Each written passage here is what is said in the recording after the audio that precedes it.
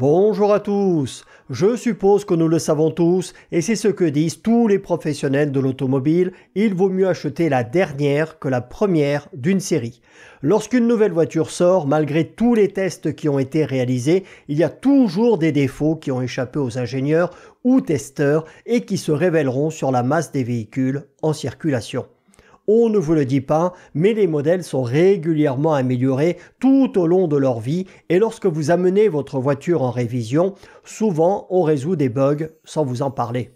Ces derniers temps, on parle beaucoup des problèmes d'étanchéité du capot avant, je crois, de la Renault 5 e-Tech et surtout de sa boîte de vitesse qui peut se bloquer en position neutre, vous immobilisant en plein milieu de la circulation.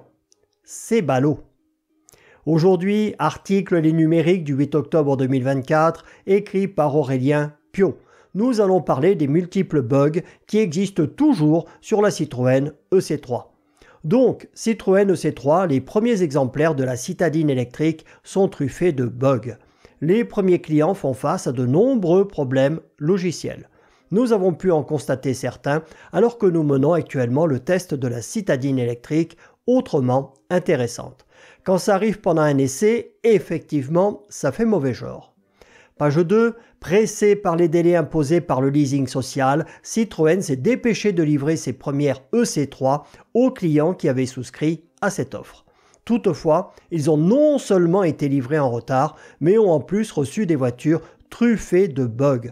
Comme quoi qu'il n'y a pas que le 1 litre de PureTech qu'il faut éviter chez Stellantis. Ils vont peut-être arriver à dépasser Jaguar et Land Rover pour le titre de la marque la moins fiable au monde. Tout en bas, ils nous disent que le modèle d'essai qu'ils viennent de récupérer a commencé à bugger après quelques kilomètres et qu'un passage sur un groupe Facebook leur a permis de constater qu'ils étaient loin, très loin d'être les seuls à avoir ces problèmes. Page 3, juste avant, pour l'une des dernières fois, puisqu'ils ne renouvelleront pas notre collaboration, je voulais vous parler d'Ovoco, qui est la plateforme leader de la pièce détachée d'occasion en Europe. Alors je pense qu'il y a quand même quelque part soit beaucoup de jalousie, soit une cabale contre eux, car un ami a été tout content de me dire qu'il n'avait pas trouvé sur leur site la pièce qu'il recherchait pour sa Golf. Bien sûr qu'ils n'ont pas absolument toutes les pièces pour toutes les voitures du monde, mais ils en ont quand même plus de 22 millions de référencés vendus par plus de 4200 professionnels et c'est quand même bien pratique de toutes les retrouver répertoriées sur le même site. Ça n'existe nulle part ailleurs et ça évite des heures et des heures de recherche sur des dizaines de sites. En plus, Ovoco, vous le savez, c'est un paiement sécurisé. Vous avez 14 jours pour envoyer les pièces si elles ne conviennent pas et les vendeurs sont notés par les acheteurs. Bref, Ovoco, moi, je valide. C'est une plateforme hyper pratique et on y trouve plein de pièces qu'on ne trouve nulle part ailleurs. Même s'ils n'ont pas absolument toutes les pièces pour absolument toutes les voitures. Donc, page 3, leur modèle d'essai était une version de pré-série qui avait néanmoins été mise à jour avec la version la plus récente du logiciel, version identique à celle équipant les premiers modèles livrés aux clients. Et donc, ils ont été confrontés à divers bugs que nous allons lister tout de suite. Vive l'électrique et les voitures pilotées. Page 4, la liste de tous les défauts constatés. Vous êtes prêts? C'est parti. Consommation moyenne et instantanée manquante au tableau de bord. Heure et température extérieure manquante à l'ordinateur de bord. Estimation d'autonomie restante farfelue. Divers voyants allumés au tableau de bord. C'est normal, c'est la période de Noël.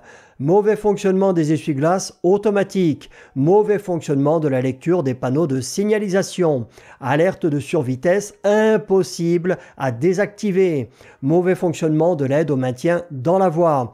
Commutation automatique des feux de route inopérante, volume de la musique qui se remet au maximum à chaque démarrage, impossibilité d'utiliser les services connectés, témoin d'airbag passager qui reste allumé, mauvais fonctionnement de la centralisation, mauvais fonctionnement du sélecteur de marche.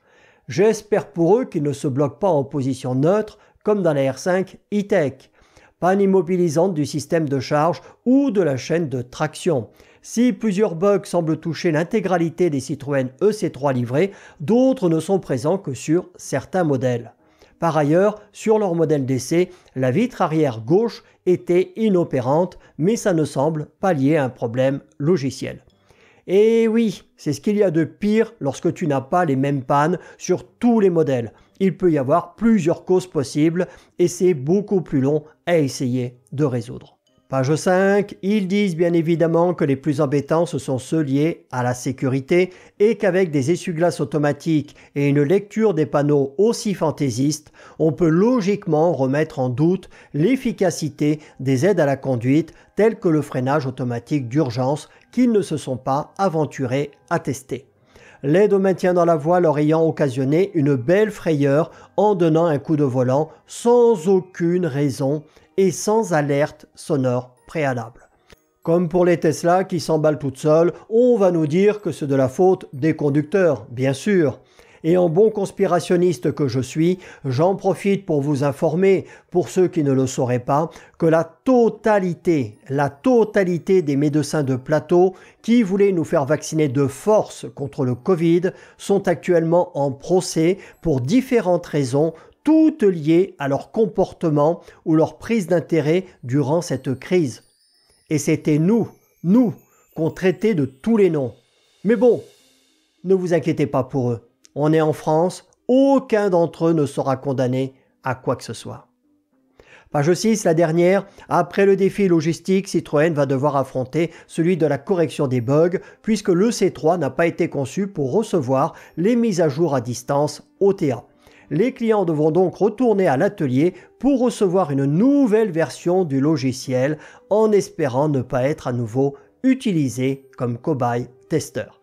Pour ceux qui seraient acheteurs de ce véhicule, moi si j'ai un conseil à vous donner, entre l'électrique qui est toute buggée et la thermique qui est équipée du litre de PureTech, ce serait de fuir et plutôt aller chez Fiat pour acheter la Tipo équipée du 1,6 litre diesel dont le prix démarre à partir de 17 000 €.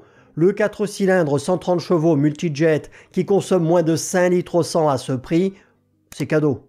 Et gros avantage, elle embarque le minimum d'électronique, donc il y a beaucoup moins de chances qu'elle tombe en panne un jour. Salut à tous. Ah bah oui, mais je t'ai oublié, voilà, c'est comme ça.